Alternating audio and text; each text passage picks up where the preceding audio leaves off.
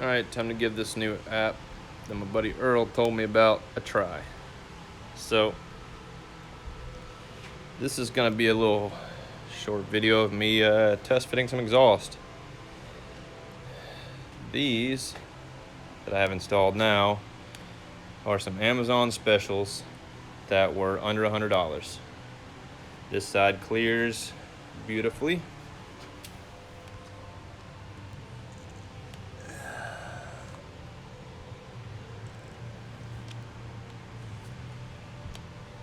These are stainless, they are polished, and they are non-magnetic. The flange, however, that'll be getting cut off is magnetic. Now, these flanges, sadly enough, appear to be nicely TIG welded. Too bad I'll be cutting them off.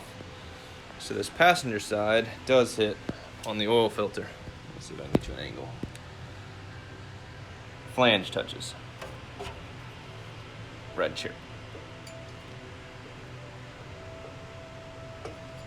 So I plan on going with a remote filter anyways, but I was hoping to be able to do initial run and test fire and whatnot and re-break in with this setup before going to the remote setup.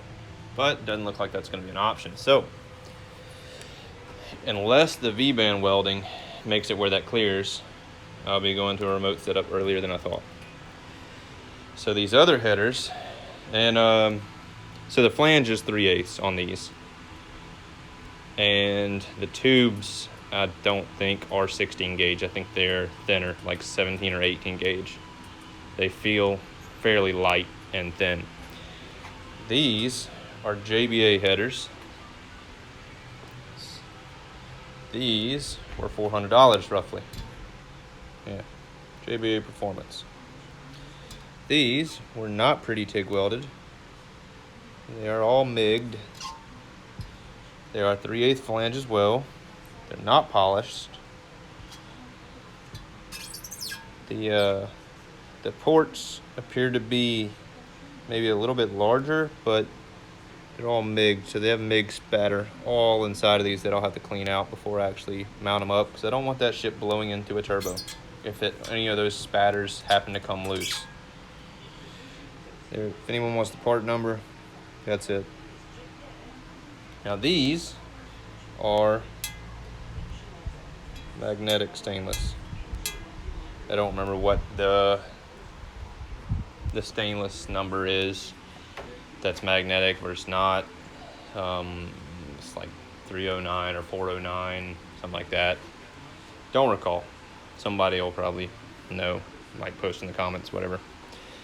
Anyways, I'm gonna get these swapped out and see how these other ones fit. I think they might be identical. Oh, the other difference. These are a 2-inch collector. These are 2.5. Now I bought 3-inch stainless that'll be used for downpipe, probably for turbo. I also ordered 2.5 stainless, just one piece. I probably should have got two, but I was going to use it for my crossover build, which I'll have to order another one for the crossover. It'll definitely take two, but I ordered 2.5 because I planned on running these. Later on, I was reading online, and everyone online was saying, don't waste your money buying cheap stainless eBay exhausts because they're thin, they'll end up cracking at the welds, you'll have to fix them constantly just because of the weight of the turbo. What I might end up doing is just supporting the weight of the turbo somewhere else, whether it be a mount that branches off of the motor somewhere or off of the frame, whatever. Just something to help support the weight, so all the weight's not on the headers. So anyways, along with that, and along with the fact that I thought these were going to be mailing straight out of China and get held up and take forever to show up, I went ahead and ordered these after reading about the thicker metal being a plus, and 2, it was bare stainless, wasn't polished, so I didn't have to have that weird two-tone effect when I go to weld up the rest of the exhaust. Then also because these said they would show up by this weekend. But I'm not sure which ones I'm gonna keep. Because like I said, this here is it's a 2-inch collector, which is smaller, and $400 first. $100 is a big chunk. So I don't know which ones I'll send back yet. Anyways, let me swap these out. Let's see how this app works. It's supposed to be able to pause and pick back up. We'll see. All right. Hopefully this picked back up where it left off. So here's what these look like. They're roughly the same. I think this side actually, some of these tubes kick out a little further, which may or may not be a problem. The flange on this one hits on the alternator. Granted, this flange is going away, so that wouldn't matter. Same thing over here, still hits on the oil pump. Or not oil pump, oil filter, sorry. Yeah, you see it's even got spatter inside of the collector. There's all kind of metal shavings. Well, not really shavings, but metal dust, like grind dust all up inside of the tubes too. These look good. They're just dirty. It'd be a whole lot nicer if they were TIG instead of MIG, but who knows, maybe all that extra material added on helps strengthen it. So one other thing to note, these collectors, let's see if I can get an angle on it.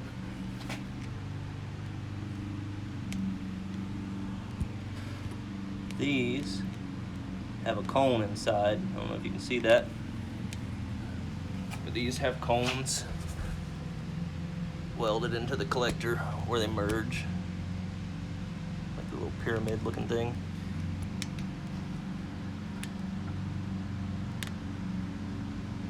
And it's not going to adjust because of the brightness, but sorry about the poor camera work. Doing this on my phone.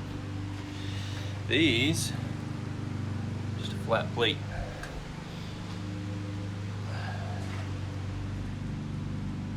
See? Now, one thing different about these, the tube side is actually a lot smoother. And they kind of appear like they were MIG'd as well, but they're cleaner. You don't have weld spatter all over the place.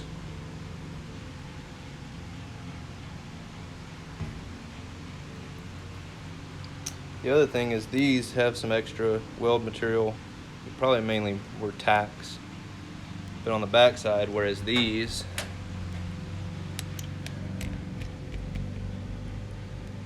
nothing, just welded on the inner side. So I don't know. I'm thinking I keep the cheapos and send these expensive ones back.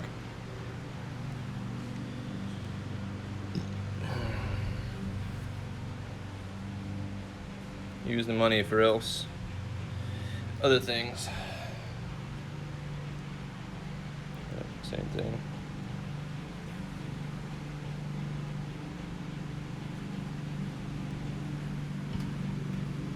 Same thing over here. Tacks on the outer tubes, and then blend welded all inside. And these transitions on these seem to be smoother too.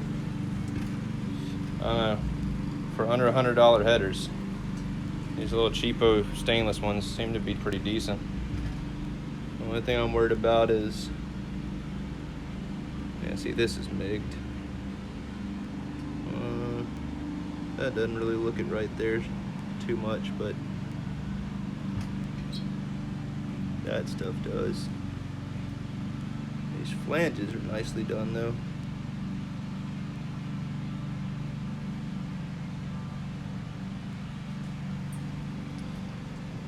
Anyways, so that's it.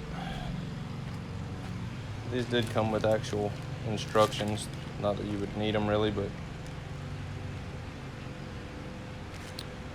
and the gaskets that came with them were actually these better, like carbon, whatever gaskets, whatever these are. The ones that came with the other ones are these like crush foil shit. Anyways, the other thing I started doing is you notice that clutch slave or clutch master has a line. I got my slave cylinder mounted. I have to cut the rod down still, but I got my pressure switch on it. Got my line on it. Don't know if how I'm gonna adjust that pressure switch out so it's kind of out of the way. I don't want it to get hit on anything. And I also managed to fight this cross member back in, and I'm pressure testing my line over there. So far it's holding. I put about a little over 90 psi in it. It's been holding for about an hour or so. But these bolts right here in this cross member pass through the support. Those were a bitch, but I got them back in. Still got to tighten them down, but they're in. Transmission seated, riv nutted those for the boot. Also got riv nuts in up here, right there. That'll be my chassis ground.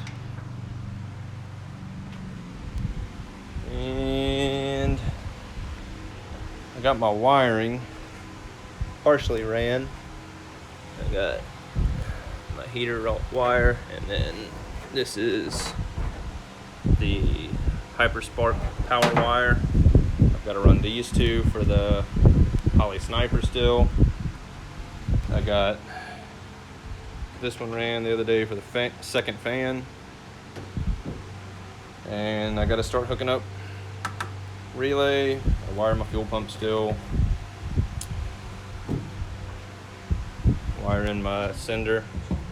I bought these breakers. These little 40 amp deals that will cover this Sniper and the Hyperspark that have to run straight to battery. I didn't feel like leaving those big runs unprotected. So these were small enough that I can mount them on this board, and I'll just branch them over to the battery. And they come with little boots that protect the tops of them too. So. But yeah, that's it. I gotta finish testing the fuel line. I still gotta test this feed side hard line. And I think I'm gonna swap these back out maybe. I'll just leave them installed on the car for the time being until I get ready to chop them and start welding. I gotta order V-bands. I needed to find out which ones I was keeping before ordering them since they're different sizes. And yeah, that's it for now. Thanks for watching, guys. Till next time.